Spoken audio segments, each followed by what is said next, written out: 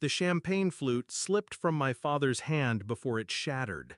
The sound was sharp, like the crack of a bone. Every head in the room turned. The man who'd spent my entire life calling me a disappointment was pale, frozen. And then the words cut through the hum of wedding chatter like a blade. Holy shit, she's on the news! On the giant TV in the hotel bar, my face filled the screen. Not in uniform, not in the black polo with security stitched across the chest like my father always reminded people. No.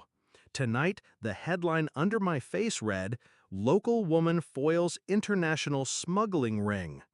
The news anchor's voice bled into the wedding hall. Undercover for 18 months, critical intelligence shared with federal agencies. I didn't move, didn't smile. I just let the silence grow heavier. I hadn't been invited to this wedding, not until my little brother insisted. "Come on, you're still family," he'd said, not knowing the years of rot beneath those words. My father's third marriage, another young bride, barely older than me, wearing her new diamonds like armor. When he spotted me at the reception, his eyes narrowed, his jaw tightening before the fake smile appeared. "Look who's here," he'd said to the table. "The security guard." Laughter followed. The polite kind, the kind people use when they're agreeing with someone's insult without thinking too hard. I let it slide, not because it didn't sting, but because I had a far better weapon than words. Years earlier, I'd tried to be the daughter he could be proud of. University, scholarships, dreams bigger than the little town we were from. But then my mother died, and my father remarried before the dirt on her grave had settled. The new wife hated me, said I was a drain. He believed her. When I left home, it wasn't for a glamorous career. I took the first job I could get, night security at a shipping yard. He never let me forget it. Every phone call was another reminder that I was wasting my life, that I couldn't even get a real job. What he didn't know was that the job wasn't what it seemed. It started small, anomalies in the logs, containers with forged manifests. One night, I caught a man trying to slip into a restricted zone. His ID checked out, but something about his eyes told me otherwise. I filed the report. 2 days later, 2 men in dark suits showed up in the break room. Federal agents. They told me they'd been tracking a smuggling operation for months. Weapons, drugs, human cargo.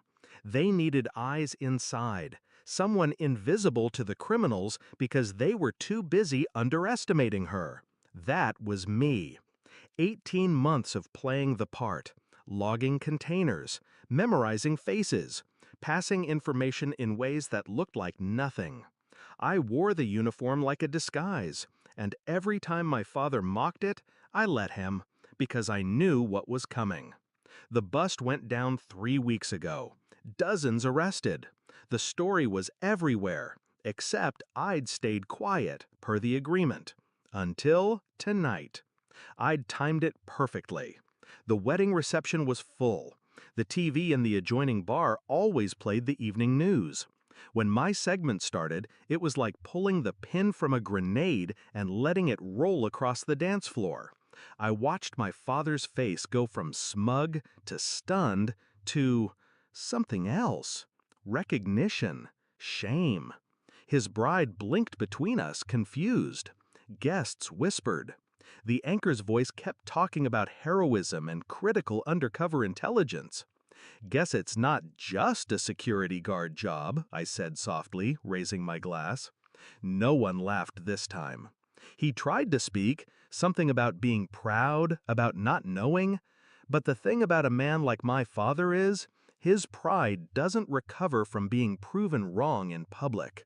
And I didn't give him the dignity of a response.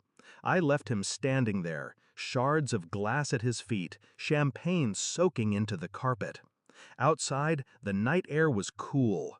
Somewhere inside, the party was still trying to restart, but I knew the moment had landed. He would never live it down.